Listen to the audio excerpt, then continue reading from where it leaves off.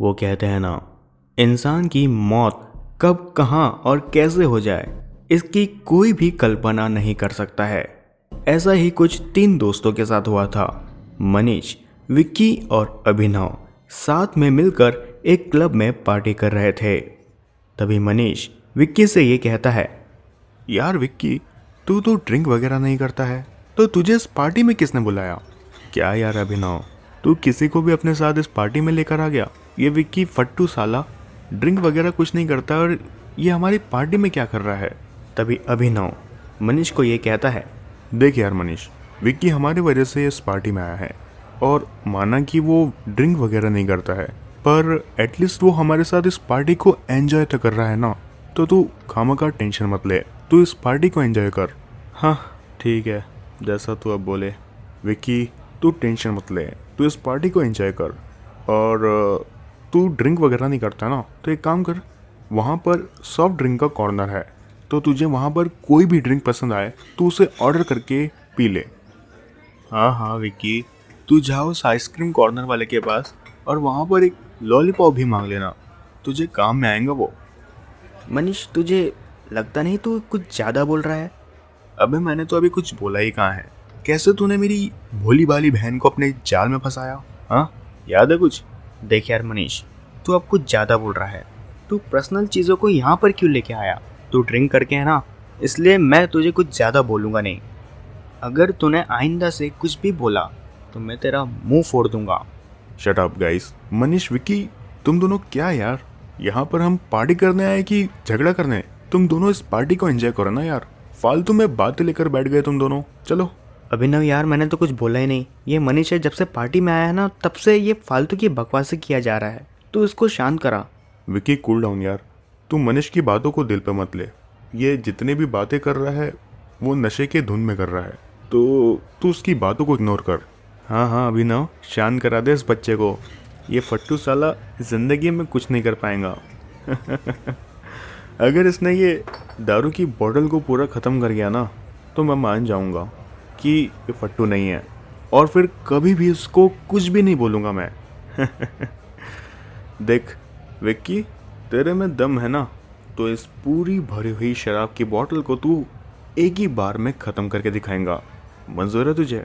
देख मनीष, मुझको तू चैलेंज मत कर। अबे जाना साले फट्टू, ये दारू की बोतल को तू क्या ख़त्म कर पाएगा? तू तो लॉलीपॉप चूस वहाँ जाकर। इतना सुनते ही विक्की चौहान मनीष के कहने पर शराब की पूरी भरी हुई बोतल एक ही बारी में गटक लेता है। विक्की, ये क्या कर रहा है यार? तू कंट्रोल नहीं कर पाएगा। Stop it. अभिनव की कोई भी बात ना सुनते हुए विक्की शराब की पूरी बोतल को ख़त्म कर देता है और फिर उस शराब की बोतल को ज़मीन पे फेंक कर फोड़ देता है। और फिर विक्की मनीष को ये कहता है, देखा मनीष, देखा, ये देख, पूरी शराब की बोतल मैंने पी लिया। हाँ, तू क्या बोल रहा था मुझको फट्टू? अब बोल के दिखा, दम है ना देखो, बोल, अब बोल ना साले, बोलती क्यों बंद हो गई तेरी? मनीष के पास अब कोई शब्द ही नहीं बचे थे, इसलिए वो वहाँ से चला जाता है। तभी अभिनव विक्की से ये कहता है, विक्की यार, तू ठीक तो है ना? तू कंट्रोल तो कर रहा है ना? देख यार, अगर तू ओवर कंट्रोल हो गया तो हम यहाँ से निकलते हैं। सही यही होगा कि हम यहाँ से निकल जाते हैं। चल, अब हम हॉस्टल चलते हैं, ठीक है? तू यहीं पे वेट कर, मैं बाइक लेकर आता हूँ, ठीक है? इतना कहते हुए अभिनव अपनी बाइक को वहाँ पर लेकर आता है और विक्की उसकी बाइक में बैठ जाता है। विक्की, मुझे पकड़ कर बैठना, नहीं तो तू गिर जाएगा, ठीक है ना? और तू एक काम कर, तू मेरे कंधे पर सर रख के सो जा, यही तेरे लिए बेटर होगा। तू फिक्र मत कर मेरे भाई, मैं ठीक हूँ। तू गाड़ी चलाने में कंसंट्रेट कर, नहीं तो तू एक्सीडेंट करा देगा हमारा। विक्की बहुत ही ज़्यादा नशे में था और अभिनव अपनी बाइक के पीछे से बैठाकर एक सुनसान रास्ते से होते हुए हॉस्टल की ओर जा रहा था। तभी उस सुनसान रास्ते के बीचों बीच विक्की को कुछ सही नहीं लगता है, इसलिए वो अभिनव को बाइक को रोकने के लिए कहता है, यार अभिनव, यार थोड़ा साइड में बाइक रोक, मुझे कुछ ठीक नहीं लग रहा है। हाँ, मैं रोक रहा हूँ बाइक। अभिनव के बाइक रोकते ही विक्की बाइक से उतर जाता है और वॉमिट करना शुरू कर देता है। विकी, तू ठीक है ना? यार तुझे मैंने मना किया था, फिर भी तूने मेरी कोई भी बात नहीं सुनी। अब देख यार, तेरा ये हाल हो चुका है। तू एक काम कर यार, तू थोड़ी देर यहीं पे बैठ। तेरे को ठीक लगेगा तो मुझे बोल देना, ठीक है? फिर हम यहाँ से चलेंगे। अभिनव विक्की से ये बात कर ही रहा था कि तभी अचानक अभिनव के फोन में किसी का कॉल आता है। अरे डैड का कॉल। विकी, मेरे डैड का कॉल आ रहा है, तो तू यहीं पर बैठ, मैं अपने डैड से बात करके आता हूँ। तू यहीं पर रहना, हाँ? कहीं जाना मत, ठीक है? इतना कहते हुए अभिनव वहां से थोड़ी दूर जाकर अपने डैड से बात करता है। अपनी बात को पूरी करने के बाद अभिनव वापस वहां पर आता है। तब वहां पर विक्की उसे नहीं दिखाई देता है। अरे ये विकी कहाँ गया? अब कहाँ ढूंढूं मैं इसे? इसका फोन भी मेरे पास है, क्या करूं? विकी, विकी, विकी। लगातार विक्की को चिल्लाते हुए अभिनव विक्की को ढूंढ रहा था, पर विक्की कहीं भी नजर नहीं आ रहा था। अरे यार, ये कहाँ चला गया? अब कहाँ ढूंढूं मैं इसको? एक काम करता हूँ, मनीष को कॉल करके यहाँ पे बुलाता हूँ, शायद फिर वो मिल जाए। इतना कहते हुए अभिनव मनीष को कॉल करता है। वहीं दूसरी ओर मनीष अपने फोन को रिसीव करता है। हाँ बोल अभिनव, क्या हुआ? यार मनीष, यार एक प्रॉब्लम हो गई है यहाँ पर। क्या हुआ? यार मनीष, विक्की की हालत बहुत ख़राब हो गई थी, इसलिए मैं विक्की को हॉस्टल की ओर ले जा रहा था। पर बीच रास्ते में ही शायद विक्की को कुछ सही नहीं लगा, इसलिए मैंने अपनी बाइक को रोका। तब वो वॉमिट करने लगा, तो मैंने उसे थोड़ा टाइम दिया और उसको बोला तू यहीं पर बैठ, मैं अपने डैड से बात करके आता हूँ। और जैसे ही मैं अपने डैड से बात करके वहाँ पर लौटा, तब विक्की था ही नहीं वहाँ पर। पता नहीं ये कहाँ गया। विक्की वहाँ पर है क्या? कैसी बात कर रहा है यार? विक्की तो तेरे साथ था, मेरे साथ क्या करेगा वो?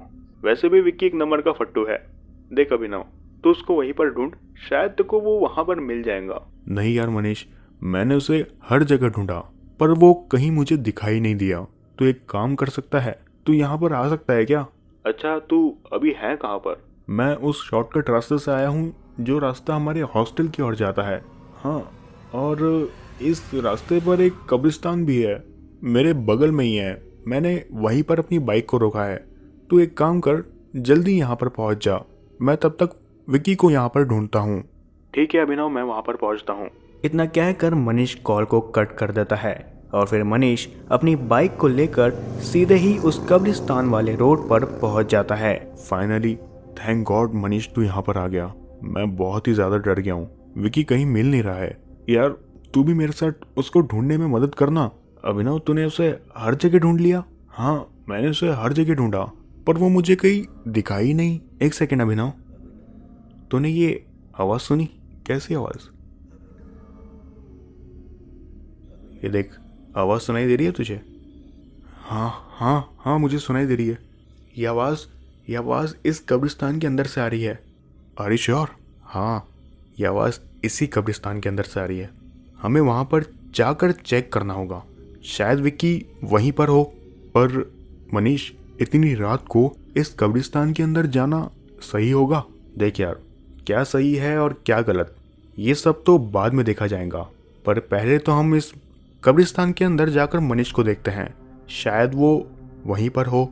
इतना कहते हुए मनीष और अभिनव उस कब्रिस्तान के गेट के पास पहुंचते हैं। तभी अभिनव मनीष को ये कहता है, मनीष, अंदर जाना सही होगा? मुझे डर लग रहा है। देख अभिनव, तू डर मत, मैं तेरे साथ हूँ ना। पर विक्की को तो ढूंढना पड़ेगा। मुझे जहाँ तक पता है कि विक्की की आवाज़ इसी कब्रिस्तान के अंदर से आ रही थी, और तूने भी उस आवाज़ को सुना था। हाँ, मैंने उस आवाज़ को सुना था, पर क्या तुझे डर लग रहा है? तो तू यहीं बाहर पर रुक, मैं अंदर जाता हूँ। नहीं नहीं, मैं भी चलूँगा तेरे साथ। तो ठीक है। अब उस कब्रिस्तान का गेट खोलकर मनीष और अभिनव कब्रिस्तान के अंदर चले जाते हैं। कब्रिस्तान के अंदर आने के बाद अभिनव और मनीष दोनों ही विक्की को आवाज़ लगाना शुरू कर देते हैं। विक्की, विक्की, विक्की कहाँ है यार तू? विक्की। लगातार मनीष और अभिनव विक्की को पुकार रहे थे, पर विक्की की कोई भी आवाज़ मनीष और अभिनव तक नहीं पहुंच पा रही थी। यार मनीष, यार मैं सच में काफ़ी ज़्यादा थक गया हूँ विक्की को ढूंढते ढूंढते। मुझे नहीं लगता कि वो यहाँ पर होगा। पर जो हमने सुना वो विक्की की आवाज़ थी ना? हाँ, वो विक्की की आवाज़ तो लग रही थी, पर शायद वो विक्की नहीं होगा।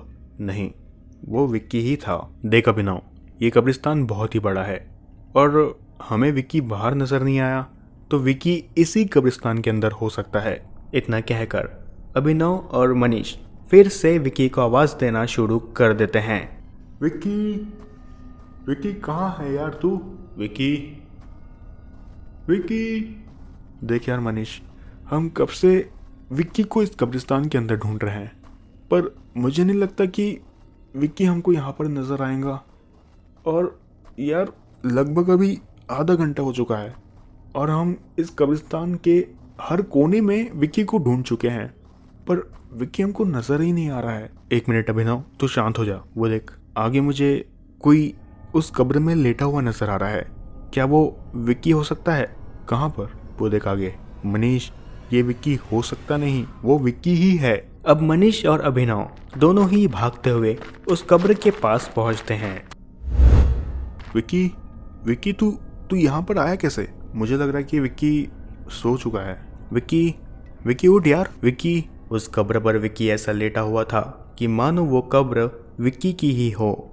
यार मनीष, विक्की तो उठने का नाम नहीं ले रहा है। मुझे लगता है कि विक्की को यहाँ से उठाकर बाहर ले जाना होगा। तो एक काम कर, तू उसके पैर पकड़, मैं इसके हाथ पकड़ता हूँ और इसको हम दोनों उठाकर बाहर ले जाते हैं। ये इतना भारी कैसे हो गया? मुझे भी भारी लग रहा है। अबे अभिनव, ये सिंगल पसली आखिर इतना भारी कैसे हो गया? उठ ही नहीं रहा है।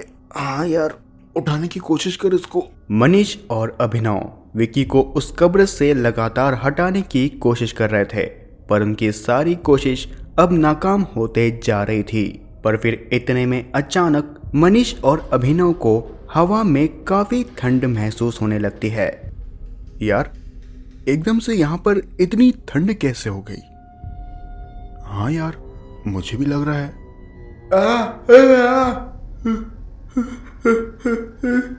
ये क्या है? ये क्या है यार? क्या हुआ? क्या हुआ? तो इतने जम के क्यों चिल्ला रहा है? अबे ये नीचे देख। ओ अबे ये क्या है? ये तो एक कंकाल है। अभिनव और मनीष दोनों ही उस कब्र से विक्की को हटाने के लिए गए थे, पर वहां पर विक्की के अलावा एक कंकाल थी जो कि अचानक उन दोनों को काफी ज्यादा डरा देती है। यार हम तो आधे घंटे से भाग रहे हैं, पर अभी तक हमें कब्रिस्तान से बाहर निकलने का कोई रास्ता नजर नहीं आ रहा है। यार मनीष, तू सच बोल रहा है, हम तो यहाँ पर फंस गए। मैं तुझे मना कर रहा था, हमको यहाँ पर नहीं आना चाहिए था, पर तेरी वजह से हम यहाँ पर फंस गए हैं। यार ये सब बातों को छोड़, हम विक्की को ढूंढते हैं और उसको लेकर यहाँ से बाहर निकलते हैं। जितनी जल्दी हो सके हमें यहाँ से बाहर निकलना होगा। यार मनीष, तुझे कुछ आवाज़ सुनाई दी? हाँ, ये विक्की की आवाज़ है। ये तो उस कब्र के पास से ही आ रही है।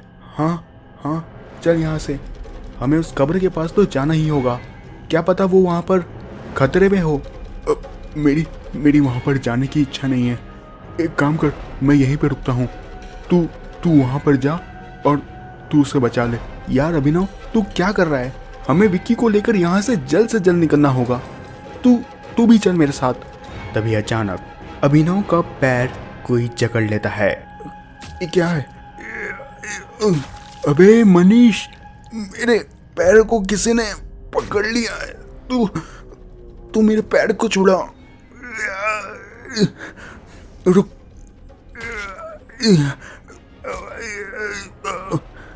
अभिनव के पैर को एक कंकाल ने अपने हाथों से जकड़ लिया था। तभी मनीष अपने बगल में पड़े एक लकड़ी के डंडे से उस कंकाल के हाथ में जोर से वार करता है।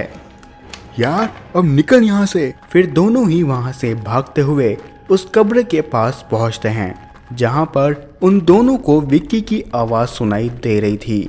अब आगे। यार अभिनव, हम तो वहीं आ गए। हम फंस गए हैं यहाँ पर।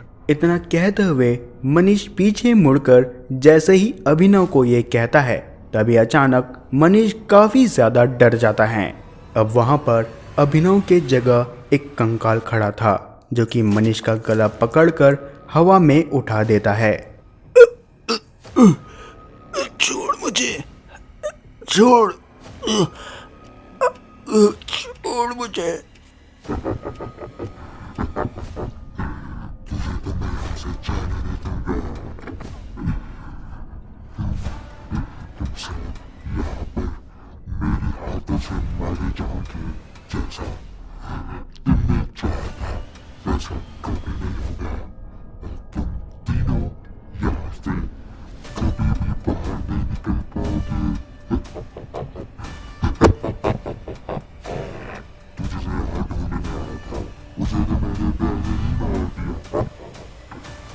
इतना कहकर वो कंकाल मनीष की गर्दन को इतने जोर से दबाता है कि जिसके कारण मनीष की गर्दन की हड्डी टूट जाती है और वो नीचे जमीन पर गिर जाता है।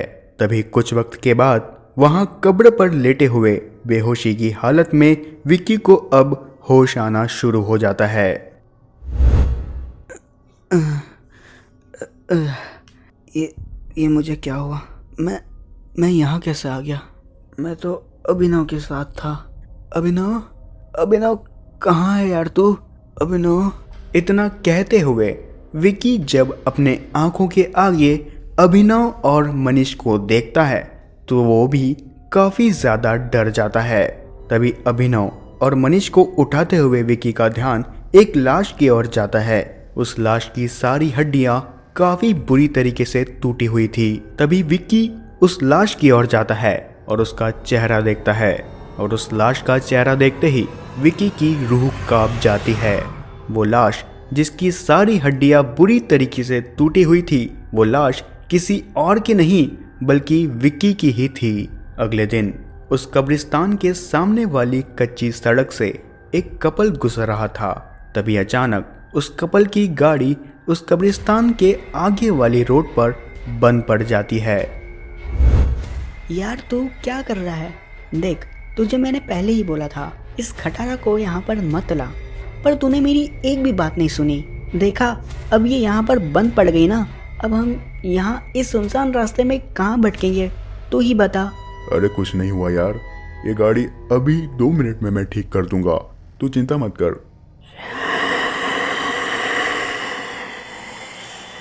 रोहित, तूने ये आवाज़ सुनी? कौन सी आवाज़? वही एक आवाज़ मुझे सुनाई दी।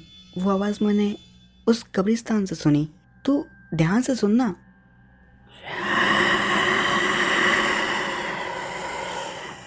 उन अजीब आवाज़ों को सुनने के बाद जैसे ही वो कपल उस कब्रिस्तान की ओर देखते हैं तब उन्हें वहाँ पर 3 लोग खड़े हुए नजर आते हैं। वो 3 लोग और कोई नहीं बल्कि मनीष, अभिनव और विक्की की आत्मा थी।